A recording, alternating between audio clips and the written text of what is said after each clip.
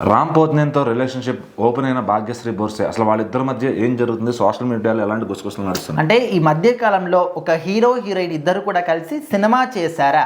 So ఇంకా cinema shooting సమయంలోనే వీళ్ళిద్దరి చూపులు కలిశాయి, మాటలు కలిశాయి, మనసులు కలిశాయి, తర్వాత ప్రేమించుకుంటున్నారు, పెళ్లి కూడా చేసుకోబోతున్నారు. అంటే ఇది ప్రతి ఒక్క సినిమాకి ప్రతి ఒక్క హీరో హీరోయిన్కి కామన్గా అయిపోయింది.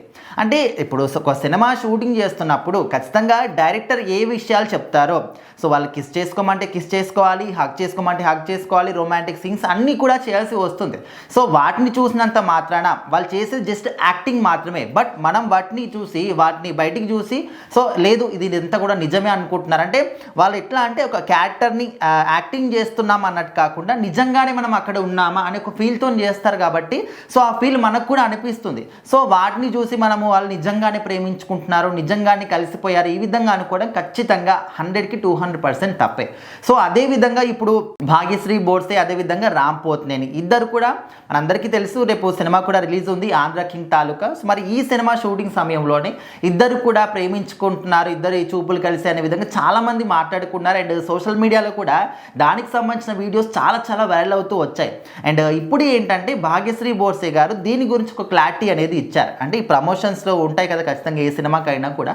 సో ఆ ప్రమోషన్స్లో భాగంగానే ఈ విధంగా ఒక క్వశ్చన్ ఎదురైనప్పుడు నిజంగానే మీరు ప్రేమిస్తున్నారా, ఈ విధంగా బయట రూమర్స్ కానీ మీమ్స్ కానీ వినిపిస్తూ ఉన్నాయి, ట్రోలింగ్ కూడా చేస్తూ ఉన్నారు ఒక సినిమాకేనా అని చెప్పేసి.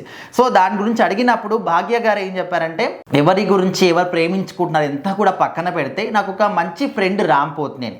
ఎందుకంటే మేము సినిమా షూటింగ్ అంతా కూడా ఖచ్చితంగా ట్రావెల్ చేయాల్సిందే కాబట్టి అండ్ ఒక సీన్ ఉన్నప్పుడు దాన్ని అండర్స్టాండింగ్తో చేయాలి కాబట్టి ప్రతి ఒక్క సీన్ని కూడా మేము మాట్లాడుకుంటాము.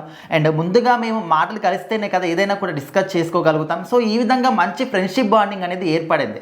సో దాన్ని కూడా ప్రేమ అని ఈ విధంగా పడిపోయింది అని చెప్పేసి మాట్లాడుకోవడం కరెక్ట్ కాదని చెప్పేసి అడిగినప్పుడు అండ్ ఇంకొక మాట ఏంటంటే ఇప్పటి వరకు రామ్ పోత్నేని ఎంతోమంది హీరోయిన్లతో సినిమాలు చేశారు కానీ ఏ ఒక్క హీరోయిన్ గురించి కూడా పొగుడుతూ మాట్లాడలేదు. ఫస్ట్ టైం చూస్తూ ఉన్నాం మీ యాక్టింగ్ గురించి మీ గురించి పొగుడుతూ మాట్లాడని చెప్పేసి. సో అందుకోసం అని చెప్పేసి కూడా మీ ఇద్దరి మధ్య ఏదో నడుస్తుంది అని అనుకుంటున్నారని చెప్పేసి అన్నారు. సో దానికి ఏం చెప్పారు భాగ్య గారు అంటే ఇంతకుముందు ఎంతమంది హీరోయిన్స్తో చేశాడు, ఏ సినిమాలు చేశాడు, ఎవరిని పొగిడాడు పొగలేదు అంతా కూడా నాకు అనవసరం అండి, అవన్నీ ఏది కూడా నేను చూడలేదు. సో ఇప్పుడు నా విషయానికి వస్తే మేమిద్దరం కలిసి ట్రావెల్ చేశాము, సినిమా షూటింగ్ అంతా కూడా మేము కలిసి ఉన్నాం కాబట్టి సో మా ఇద్దరి మధ్య మంచి బాండింగ్ అనేది ఏర్పడింది. దాన్ని ప్రేమ అని కాదు స్నేహం అని మేము అనుకుంటాం. సో బయటికి మీరు ఏదనుకున్నా కూడా ఇంకా అది నో ప్రాబ్లం, మేము ఏం చేయలేం దానికంటూ తనైతే ఒక క్లారిటీ అనేది ఇచ్చారు. వాళ్ళిద్దరి మధ్య ఎలాంటి అంటే స్నేహం కన్నా ఇంకా ఎలాంటి బంధం అనేది లేదు అని చెప్పేసి.